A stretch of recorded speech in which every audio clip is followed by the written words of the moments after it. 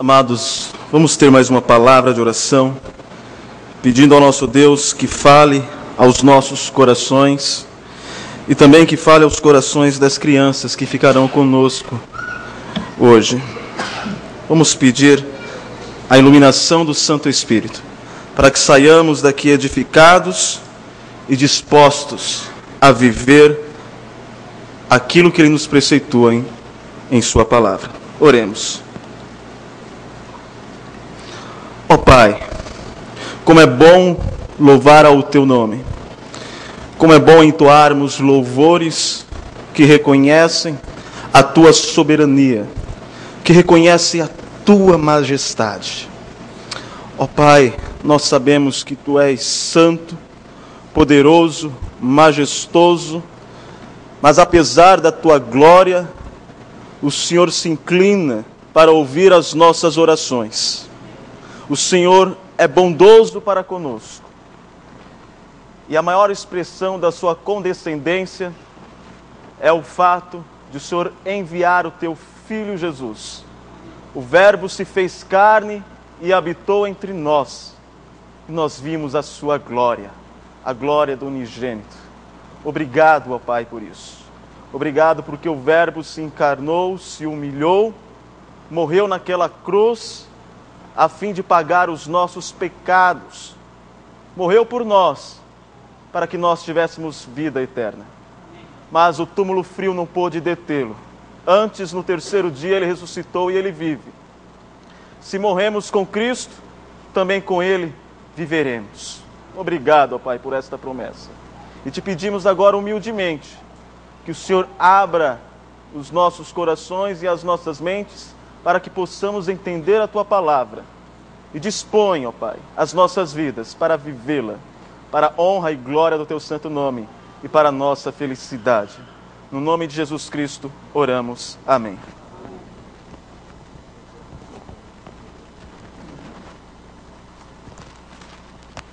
Obrigado.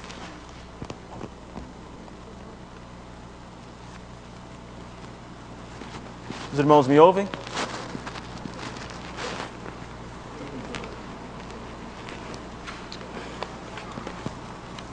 Vamos abrir as nossas Bíblias no Salmo 1. Tá bom, o Gil falou para eu não falar mais alto, que já vocês estão ouvindo, não é? Ok, desculpa, Gil. Salmo 1.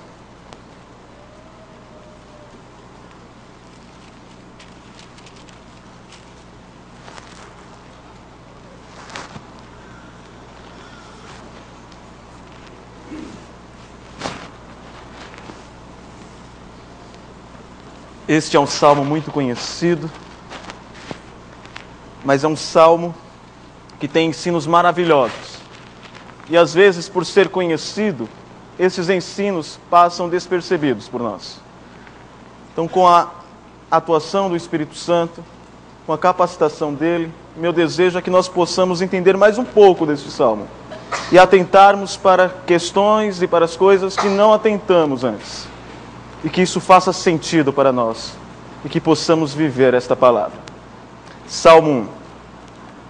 Bem-aventurado o homem que não anda no conselho dos ímpios, não se detém no caminho dos pecadores, nem se assenta na roda dos escarnecedores. Antes, o seu prazer está na lei do Senhor, e na sua lei medita de dia e de noite. Ele é como a árvore plantada junto à corrente de águas, que no devido tempo dá o seu fruto, e cuja folhagem não murcha, e tudo quanto ele faz será bem sucedido. Os ímpios não são assim, são porém como a palha que o vento dispersa. Por isso os perversos não prevalecerão no juízo, nem os pecadores na congregação dos justos. Pois o Senhor conhece o caminho dos justos, mas o caminho dos ímpios perecerá. O número de pessoas que dão receitas para se obter a felicidade é tão grande quanto o número daqueles que a buscam. Se você é pobre, eles dizem que você terá felicidade quando for rico. Se você é rico, eles dizem que o dinheiro não traz felicidade. Se você é solteiro, eles dizem que o casamento lhe fará feliz. Se você já é casado, pode acabar numa livraria, na seção de autoajuda, em meio a uma pilha enorme de livros, com variação do título: Como ser feliz no casamento. Além do mais, os títulos na seção de autoajuda são muitos. Como ser feliz no trabalho, nos relacionamentos, na vida social, como ser feliz torcendo para o Vasco e por aí em diante. Mas para sermos felizes, não precisamos de autoajuda. Nós precisamos da ajuda do alto. Não são essas coisas que nos farão felizes, mas tão somente o Senhor. Essas coisas são boas, são bênçãos de Deus, mas são transitórias, elas acabam. Se nós depositarmos a nossa esperança, a nossa felicidade nas coisas que o mundo nos oferece, nós faremos como aquele homem que construiu a sua casa na areia. Quando a tempestade veio, derrubou aquela casa. Mas o que Deus diz em sua palavra sobre felicidade? É interessante como o livro de Salmo começa. Começa, obviamente, com o Salmo 1 e falando sobre felicidade. A expressão bem-aventurado, de uma forma literal, podemos entender como aquele que é muito feliz. Pode ser traduzido como aquele a quem a felicidade pertence. A felicidade pertence àqueles que seguem esses princípios descritos nestes salmos. E quais são esses princípios? O salmo começa: bem-aventurado o homem. Pertence a felicidade ao homem. Que homem? Ou como é feliz este homem? Mas quem é esse homem? Por que ele é feliz? Daí o salmo começa a dar os princípios, dar as diretrizes para que alcancemos a verdadeira felicidade. Primeiro, o que um homem verdadeiramente feliz não faz? O que você não deve fazer? O salmo diz: este homem bem-aventurado, ele não anda no conselho dos ímpios, não se detém no caminho dos pecadores, e ele não se assenta na roda dos escarnecedores. Primeiro ensino: o que o homem verdadeiramente feliz não faz. É interessante que o Salmo nos traz 3 classes de pessoas. O ímpio. O ímpio significa homem mau, aquele que se compraz em causar prejuízo a outrem. É uma pessoa perversa. A segunda classe é o pecador, que literalmente significa aquele que erra o alvo, aquele que ignora o alvo expresso na vontade revelada de Deus. E por último, o escarnecedor. O escarnecedor é aquele que zomba, é aquele que não dá valor aos preceitos de Deus. E é interessante nos atentarmos aos verbos. O texto usa 3 verbos: aquele que não anda, aquele que não se detém, ou melhor, aquele que não anda, aquele que não se detém e aquele que não se assenta. Repare que é uma construção aqui. O texto está dizendo: bem-aventurado o homem que não anda no conselho dos ímpios e não se detém e não se assenta. Sabe o que ele está querendo dizer? Que quem dá ouvido ao ímpio acaba parando. Parando onde? No caminho dos pecadores. E por último, acaba assentado, escarnecendo daquilo que outrora tinha como verdade. Ele está mostrando como o pecado acontece de forma gradual. Um abismo chama o outro.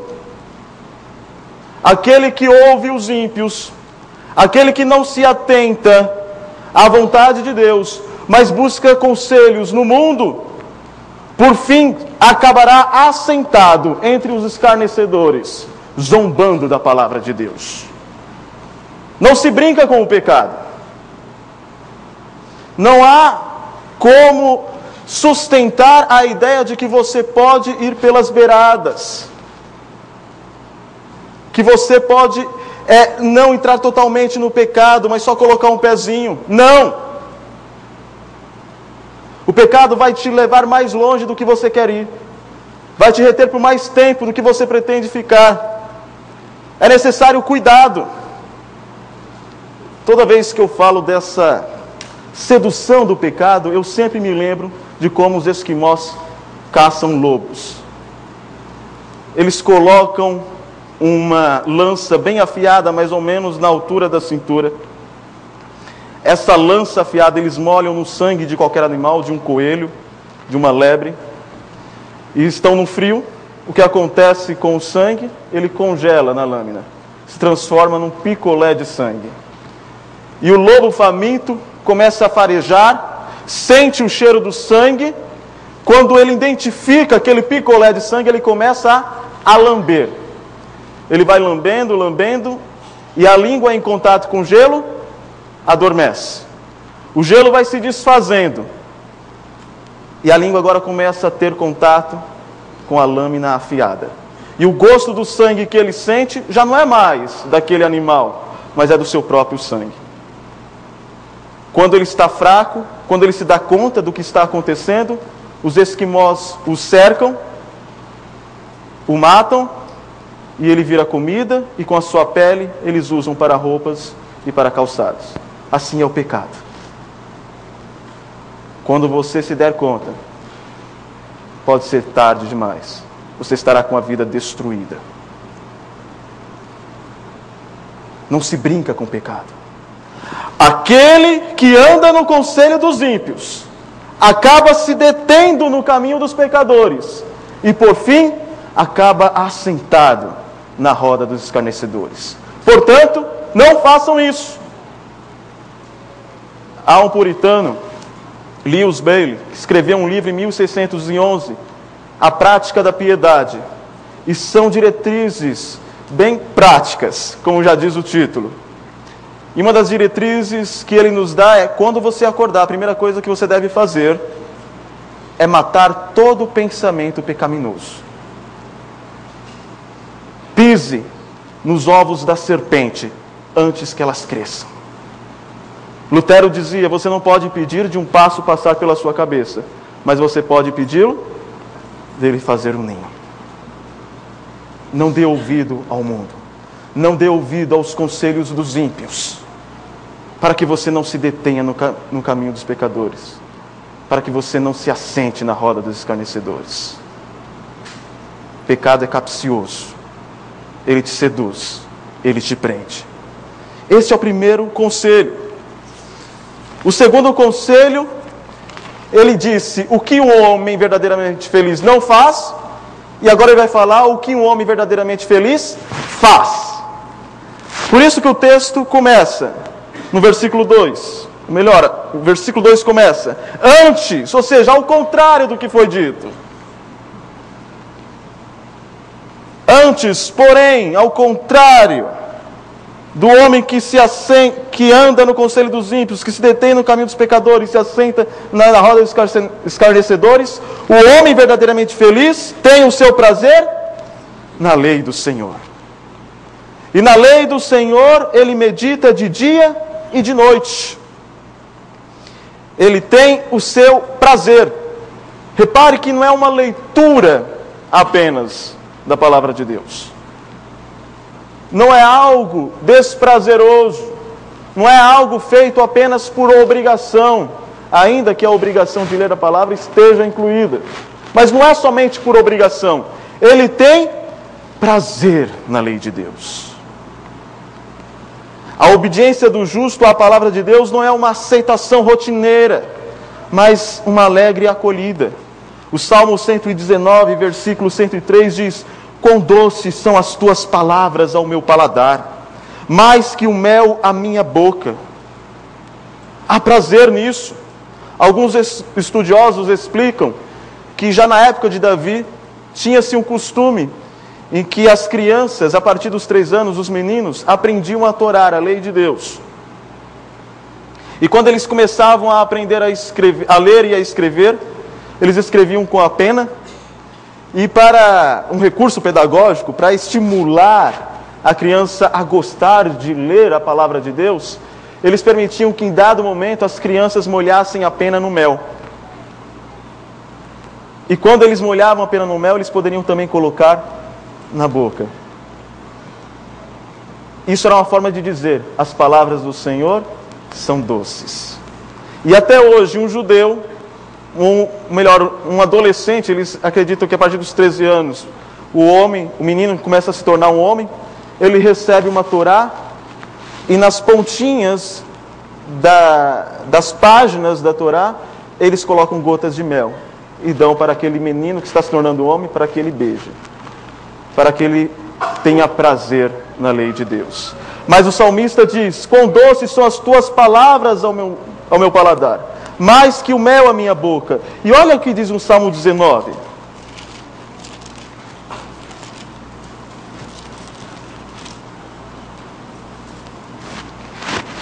Versículo 10. Se referindo à lei do Senhor, aos mandamentos de Deus, que são puros, que iluminam os olhos, o salmista diz: esses mandamentos são mais desejáveis do que o ouro, mais do que muito ouro depurado, e são mais doces do que o mel e o destilar de favos. Se provavelmente o salmista tenha passado por essa experiência de passar a pena no mel e experimentar, o que ele está dizendo é: eu já não preciso mais desse recurso pedagógico, porque as palavras de Deus são mais doces que o mel. Eu tenho prazer nela. Tenha prazer na vontade de Deus. Tenha prazer nos mandamentos do Senhor. Jesus, ele disse: se me amais, guardareis os meus mandamentos. Bem-aventurado não é o homem que simplesmente lê a Bíblia, mas é o homem que tem prazer na palavra do Senhor, que ama o Senhor, que obedece motivado pelo amor e não somente pela obrigação. Este é um homem verdadeiramente feliz. O salmista continua: ele tem prazer na lei de Deus. A lei de Deus é um termo que nos remete à revelação da vontade do Senhor, a revelação de como o homem deve viver. Neste sentido, toda a Escritura pode ser compreendida no termo lei de Deus, pois toda a Escritura nos revela aquilo que Deus requer de nós. Toda a Escritura nos mostra como nós devemos viver, nos mostra as leis que Deus instituiu para que vivamos bem em todas as áreas da vida. Todas as áreas pertencem ao Senhor. Abraham Kuyper, primeiro-ministro da Holanda, ele dizia: não há 1 centímetro quadrado em que Cristo não aponte e diga: isso me pertence. Todas as áreas da vida pertencem a Deus. E todas as áreas da vida, Deus nos dá diretrizes para que vivamos. Quer seja na política, na educação dos filhos, no relacionamento matrimonial, até mesmo no lazer. Quando a palavra de Deus nos diz que tudo é lícito, mas nem tudo convém. Todas as áreas da vida pertencem ao Senhor. E devemos viver todas as áreas da vida para a glória dEle. E se vivermos conforme Ele nos orienta, nós teremos acesso à verdadeira felicidade. Eis o segredo da felicidade. Ele tem o seu prazer na lei de Deus, na única regra de fé e prática, que são as Escrituras. E ele medita de dia e de noite. É evidente que no processo de meditação bíblica, a mente ela não se esvazia, como na meditação transcendental dos hindus, que diz que para que você alcance o nirvana, o estado iluminado, você deve se esvaziar dos seus pensamentos. Mas não é isso que a palavra de Deus nos ensina. Ela nos ensina a encher a mente com a palavra de Deus, a ponto da vontade do Senhor estar em sua mente e ser expresso em seus atos, nas coisas pequenas às maiores. Se encha da palavra de Deus. Mantenha a sua palavra cheia da vontade de Deus para a sua vida em todas as áreas, em todos os âmbitos. Paulo diz, lá em Filipenses, capítulo 4, versículo 8, para que nós tenhamos a mente cheia de tudo que é verdadeiro, tudo que é respeitável, tudo o que é justo, tudo que é puro, tudo que é amável, tudo que é de boa fama, e se alguma virtude há, e se algum louvor existe, seja isso o que ocupe o vosso pensamento. Se encha da palavra de Deus, se alimente dessa palavra. O Salmo continua, depois dele falar o que um homem verdadeiramente feliz não faz, depois dele falar o que o homem verdadeiramente feliz faz, agora ele usa uma imagem. Ele vai falar com o que um homem verdadeiramente feliz se parece. E ele se parece com o quê? Ele é como árvore plantada junto à corrente de águas, que no devido tempo dá o seu fruto, e cuja folhagem não murcha, e tudo quanto faz será bem sucedido. Há pessoas que iniciam a leitura deste salmo já de olho no versículo 3. Bem sucedido, próspero. Qual é o segredo para isso? Mas nós devemos entender como um todo, e entender também o que é esse conceito de bem sucedido. Ele diz que esta árvore, ela está plantada próximo, junto à corrente de águas. Em diversos textos da Bíblia, a água é comparada ao Espírito Santo. É um exemplo, é uma linguagem figurada que aponta para o Espírito Santo. A água, ela regula a temperatura da planta, transporta nutrientes do solo para a planta, para que a mantenha viva, para que a mantenha saudável, para que ela possa dar frutos. Do mesmo modo que a água é essencial para a vida da planta, para que ela tenha saúde, para que ela dê frutos, o Espírito Santo, que habita em nós, a partir do momento que Ele nos regenera, quando Ele nos salva, Ele é essencial para que tenhamos frutos, para que sejamos saudáveis. Por isso a palavra do Senhor nos exorta a que sejamos cheios do Espírito Santo, para que possamos produzir frutos que não são nossos, mas são do Espírito Santo. E quais são esses frutos?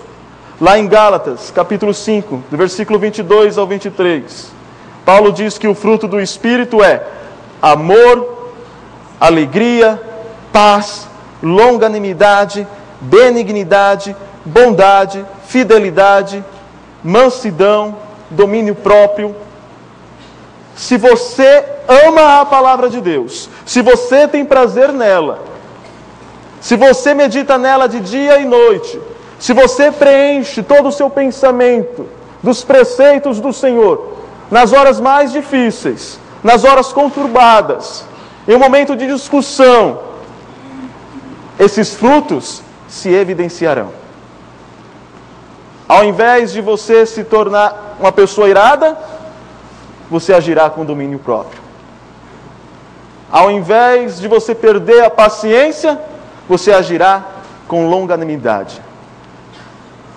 Ao invés de você odiar, se a sua mente está cheia da palavra de Deus, você vai agir com amor. Esses frutos se evidenciarão pelo poder do Espírito Santo, que usa a palavra como seu instrumento, para que possamos viver a vida que Deus planejou para que vivêssemos e que está exposta em sua palavra. E o texto diz, e tudo quanto ele faz, será bem sucedido. É nesse sentido.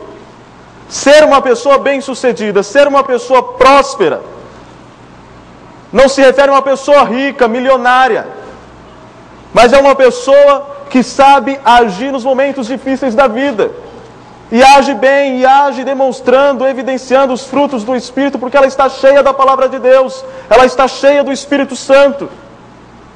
Isso é uma pessoa bem-sucedida.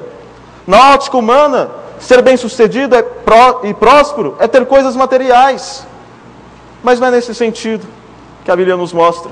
O exemplo de José. José, ele foi vendido como escravo por seus irmãos.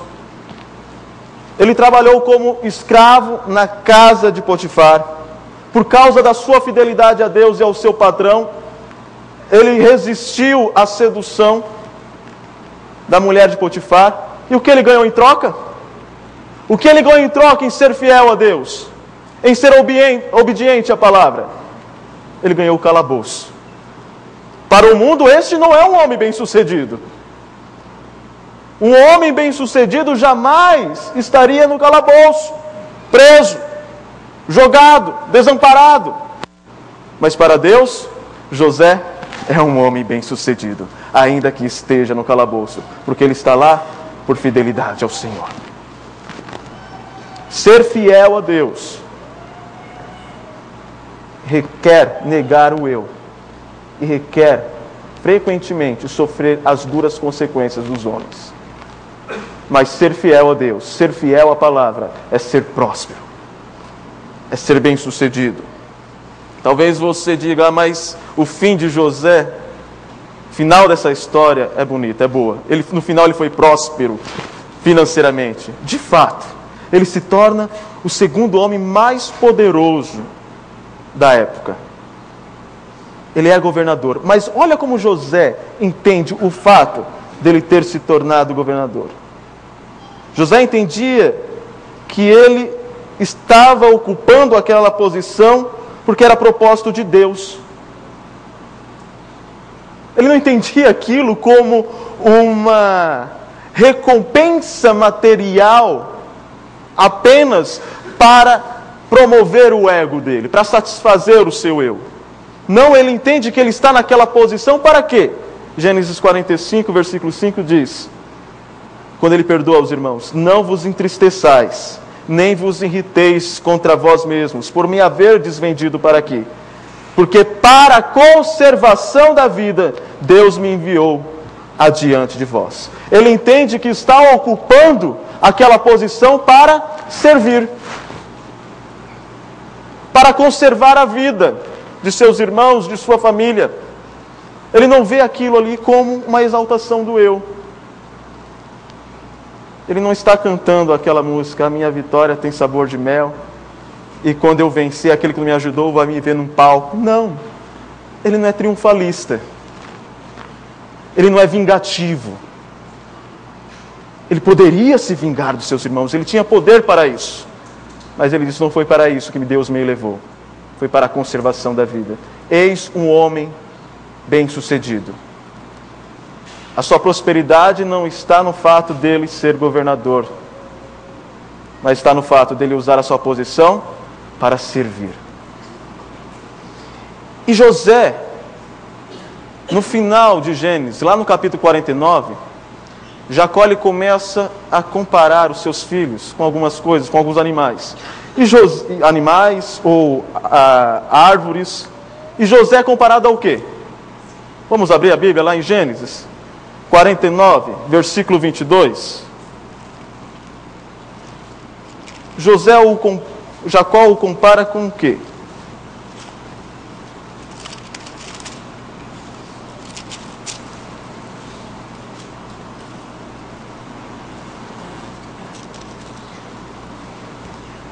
Gênesis 49, versículo 22. Jacó diz, José é um ramo frutífero junto à fonte, seus galhos se estendem sobre o muro. Essa linguagem te lembra de alguma coisa? Bem-aventurado o homem que tem o seu prazer na lei de Deus e nela medita dia e de noite, pois será como uma árvore plantada juntos a ribeiros. E é isso que Jacó fala de José.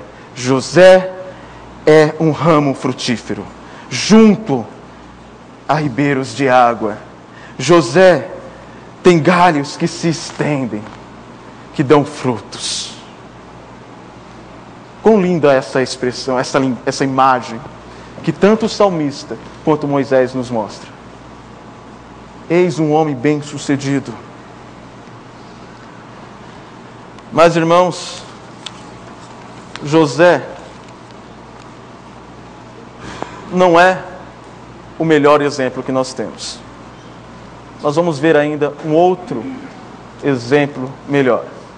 Mas um outro texto que ainda fala sobre, que usa essa imagem da árvore, é Jeremias, capítulo 17, do versículo 7 ao 8. Isso tem muito a ver com a vida de José também.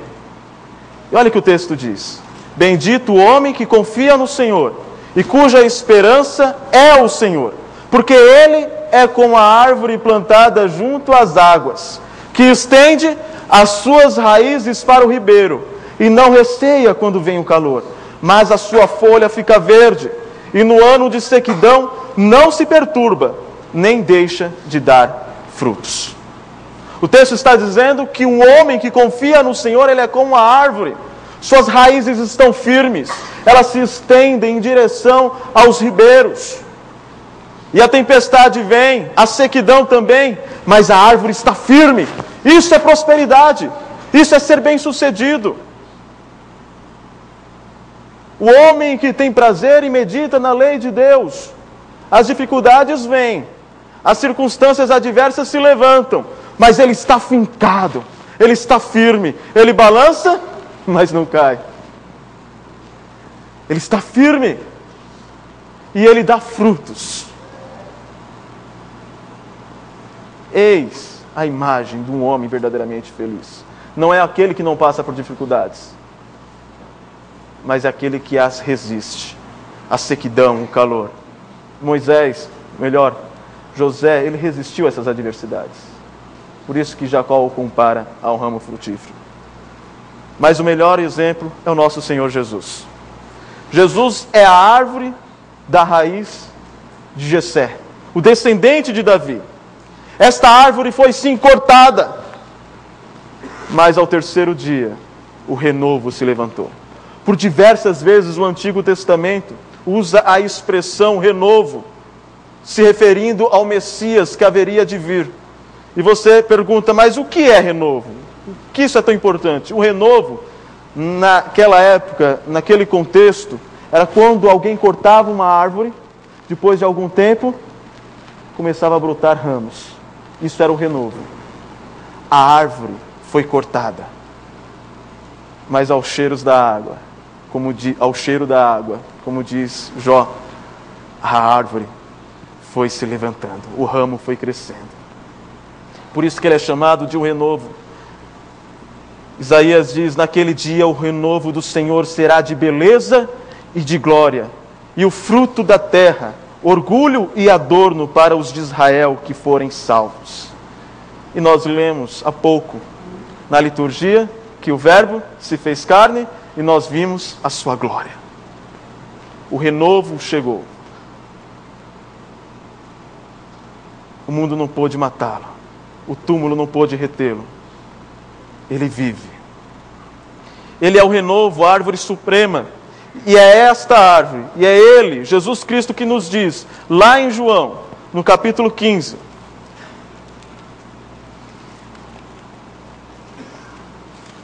Ele nos trará informações, ensinos, que endossam o Salmo 1. Jesus diz, eu sou a videira verdadeira, e meu Pai é o agricultor. Todo ramo que, estando em mim, não der fruto, ele o corta, e todo o que dá fruto limpa, para que produza mais fruto ainda. Vós já estáis limpos pela palavra que vos tenho falado. Permanecei em mim, e eu permanecerei em vós. Como não pode o ramo produzir fruto de si mesmo, se não permanecer na videira, assim nem vós o podeis dar, se não permanecerdes em mim. Como você pode produzir frutos?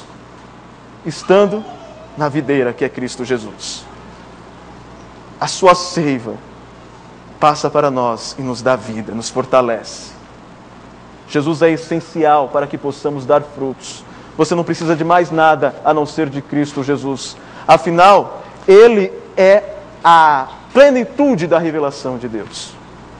Quando a Bíblia nos diz que viria um profeta maior que Moisés, é no sentido de que toda a expressão de Deus, toda a sua revelação, toda a sua vontade estaria no próprio Filho, nos seus ensinamentos, nele próprio. E Jesus está reivindicando isso. Permaneçam em mim, E o que é permanecer em Jesus? O versículo 5 continua: eu sou a videira, vós os ramos. Quem permanece em mim e eu nele, esse dá muito fruto. Porque sem mim, nada podeis fazer.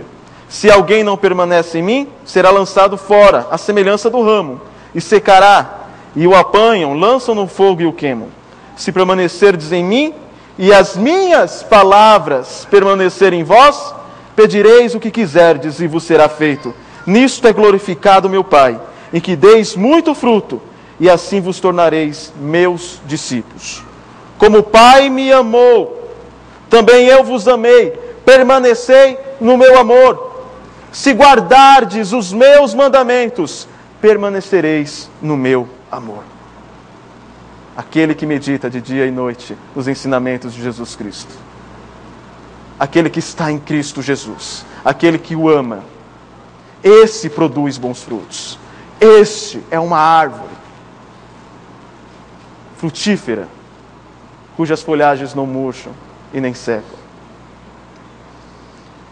Obedeçam. Esteja em Cristo. Permaneça nos mandamentos dele. Por fim, no versículo 4, o salmista termina dizendo agora o que é um homem feliz. Ele falou o que o homem feliz não faz, o que um homem feliz faz, o que o homem feliz, com que o homem feliz se parece, e agora ele vai falar de um homem infeliz. E com o que o homem infeliz se parece? Os ímpios não são assim. São, porém, como a palha que o vento dispersa. Os justos, aqueles que têm prazer na lei de Deus, aqueles que meditam na lei de Deus dia e noite, são como a árvore. Já os ímpios, os infelizes, são como a palha. E o que é a palha? A palha é o último estágio de uma árvore seca, morta. E essa palha, ela é dispersa. Vai para onde o vento leva. Também há uma outra explicação para essa imagem que o salmista usa. Naquela época, as pessoas subiam ao eirado, que era a parte de cima das casas, aonde tinha vento, pegavam o trigo, jogavam para cima, e o que era palha, o vento batia e levava para o lado. E o trigo, que era mais pesado, caía. E o que eles faziam com a palha? Queimavam. Está dizendo, a palha, o vento leva. O trigo, a gente aproveita. É útil. Agora o ímpio, ele é infeliz, ele é inútil. Só há um fim para ele, o fogo. São, porém, como a palha que o vento dispersa. Por isso, os perversos não prevalecerão no juízo, nem os pecadores na congregação dos justos. Um dia Deus fará a separação entre joio e trigo, entre palha e trigo. E lá em Mateus, nós lemos que a sua pá, ele a tem na mão, e limpará completamente a sua eira, recolherá o seu trigo no celeiro, mas queimará a palha em fogo inextinguível. Está dizendo, sabe o que deixa bem claro a infelicidade do ímpio? É que no dia do julgamento, eles serão queimados. Eles serão condenados a um fogo inextinguível. O ímpio, ele pode ter tudo neste mundo. Ter fama, saúde, dinheiro, mas ele é o mais infeliz quando nós temos a dimensão do julgamento. Quando Deus se levantar, ele fará essa separação entre trigo e palha e queimará a palha no fogo. Por isso os perversos não prevalecerão no juízo. Aqui o ímpio pode enganar, subornar os juízes da terra. Mas quem há de subornar o juiz de vivos e mortos? O dono do ouro e da prata, o rei dos reis e senhor dos senhores. Naquele dia o Senhor fará distinção entre os ímpios e os justos, entre os infelizes e os verdadeiramente felizes, de modo que eles serão expulsos da congregação dos justos. O Salmo então termina: pois o Senhor conhece o caminho dos justos, mas o caminho dos ímpios perecerá. Quem é o homem bem-aventurado? O homem bem-aventurado, ele não, devemos identificar o que ele não faz. Ele não se deixa influenciar pelos ímpios, pelos conceitos mundanos. O homem verdadeiramente feliz, ele tem o seu prazer na lei de Deus, ele tem o seu prazer em Cristo Jesus, a maior expressão da vontade do Senhor. O homem verdadeiramente feliz se parece com uma árvore. A árvore plantada junto a ribeiros, firme, vistosa e frutífera, que é um símbolo de prosperidade, mas não prosperidade como nós estamos acostumados, mas de fidelidade. Homens que não negam a Cristo por nada. Há algum tempo, eu via um missionário casado com uma cubana, quando ele dizia que os amigos dele, pastores batistas, foram fuzilados por ordem de Fidel Castro, mas que não negaram a fé. E quando estavam sendo fuzilados, eles gritavam: louvado seja o Senhor, não negaremos a Cristo. Eis os homens bem-sucedidos, prósperos. Quando fecharam seus olhos aqui, abriram no céu, onde toda lágrima foi enxugada, onde toda tristeza e luto foi retirado do coração deles e preenchidos com eterna alegria. Quanto aos ímpios, estes serão dispersos como a palha, carregada pelo vento. Eles não resistirão ao juízo de Deus, eles serão separados e lançados ao fogo, pois o Senhor conhece o caminho dos justos, mas o caminho dos ímpios perecerá. Esses, os ímpios, são eternamente infelizes. Vamos ter uma palavra de oração, amados. Ó Pai, obrigado por esta oportunidade, a qual o Senhor nos mostra em Sua palavra as características, os aspectos daqueles que são verdadeiramente felizes. Ó Pai, que tenhamos essas características, que não busquemos solução naquilo que o mundo oferece, que não busquemos respostas nos ímpios, nos pecadores, que não nos assentemos à roda dos escarnecedores, antes que obedeçamos a Tua palavra, e que tenhamos prazer nesta obediência, que tenhamos prazer na Tua lei, que tenhamos amor por Ti, Senhor, que saibamos que Cristo Jesus é a revelação suprema da vontade de Deus. E Ele mesmo nos diz que se queremos conhecê-lo, devemos examinar as Escrituras. Capacita-nos, ó Pai, a entendermos a Tua palavra e a vivermos, para que sejamos verdadeiramente felizes. No nome de Jesus Cristo, oramos com os corações consolados, certos que em Cristo Jesus temos eterna felicidade. E no nome dele, o nosso Senhor e Salvador, oramos. Amém.